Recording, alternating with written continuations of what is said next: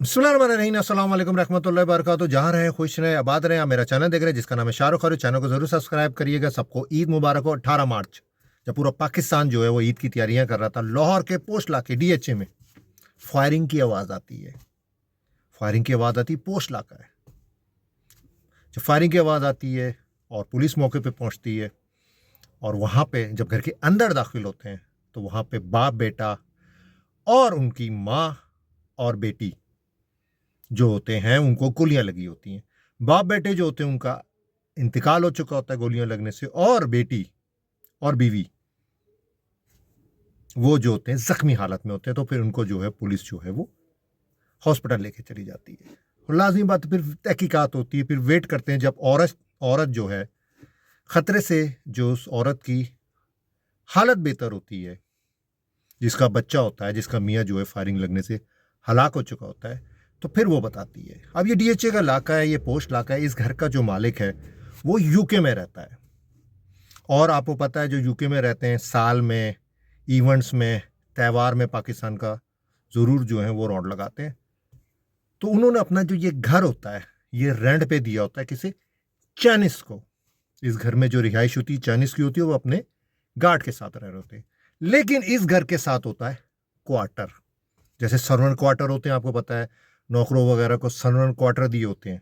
इसी तरह इस घर में भी बड़ा घर होता है, आलिशान घर होता है, तो इसमें भी एक सर्वेंट क्वार्टर होता है जिसमें ये सरफराज नामी शख्स, जैसे मैंने आपको शुरू में बताया कि बाप बेटा हलाक हो गए, तो जो बाप है उसका नाम सरफराज है। ये शख्स यहाँ रहता होता है और उसके बाद अपनी बीवी और 4 बच्चों को भी बुला लेता है। एक बेटा, 3 बेटियां होती हैं। बेटा बेटी बड़े होते हैं और 2 बेटियां छोटी होती हैं। ये यहाँ काफ़ी अरसे से रह रहा होता है। लेकिन निहायती जो बदतमीज किस्म का ये इंसान होता है, अपनी बीवी की इज्जत नहीं करना और छोटी छोटी बात में मारना।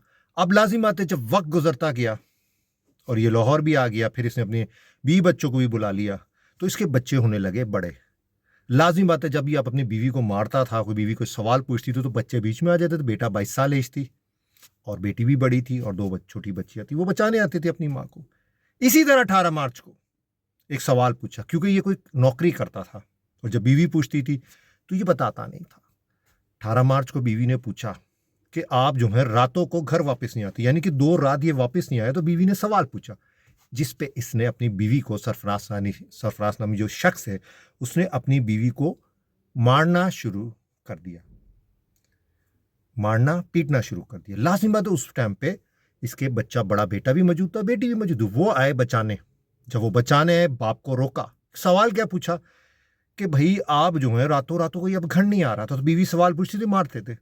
जब ये 2 रातों को घर नहीं आया, बीवी ने सिर्फ सवाल पूछा, तो इसने जो है बीवी को मारना शुरू किया। तो उसके बड़ा बच्चा जो 22 साल का था, उसकी बेटी बचाने के लिए आए, तो कहता है अब मैं तुम लोगों को मजा चखाता हूँ। जब वो बचाने, लाजिम बच्चा बड़ा हो गया था, बेटा अलमारी में गया, जो सर्वेंट क्वार्टर में रह रहा था, रिहाइश थी, अलमारी में गया, इसने बंदूक निकाली और अपनी बीवी पे, अपनी बेटी पे और जवान बेटे पे फायरिंग कर दी। 2 छोटी बच्चियां जो थीं वो घर से बाहर भागी। उनको पता था कि उनका बाप किस तरह का आदमी है। वो घर से बाहर भागी। जैसे मैंने आपको बताया कि ये घर चाइनीज़ को दिया हुआ था, जो चाइनीज़ गार्ड था उसके पास गई। लाजिम है गोलियों की आवाज़ आई तो 15 पे कॉल हुई, एम्बुलेंस वगैरह आई, पुलिस आई। और जब वो घर के अंदर घुसे तो बेटा जो है ऑन द स्पॉट जो है वो हलाक हो चुका था। और ये सरफराज नामी शख्स जो था ये भी हलाक हो चुका था अपनी गोली लगने से। और उसकी जो बेटी थी और उसकी बीवी जो जख्मी हालत में हॉस्पिटल लेके गया गया। और अल्लाह का करम ये कि वो अब ठीक है, खतरे से बाहर है। तो फिर बीवी जब बेहतर हुई तो उसने पूरी ये स्टोरी सुनाई और पुलिस ने अब आगे तहकीकात कर रहे हैं, क्योंकि उन्होंने कहा ये तो गुस्से में आके, जज्बात में आके इस शख्स ने जो है अपनी बेटे को और अपने आप को भी और बीवी को भी और बेटी को भी गोली मारी, लेकिन अपने आप को भी मार लिया, अपने बेटे को भी मार लिया जज्बात पे आके। पुलिस तहकीकात ये कर रही है कि असला कैसे आया, इनलीगल असला कैसे आ जाते हैं इन लोगों के पास।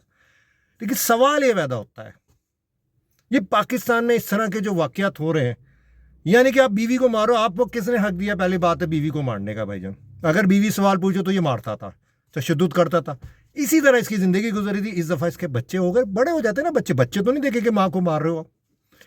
बच्चों ने सिर्फ रोका, इस शख्स ने गोली चला दी अपनी बीवी बच्चों पे। अपने बेटे को, जवान बेटे को इसने हलाक कर दिया, कत्ल कर दिया, खुद भी अपनी गोली लगने से मर गया।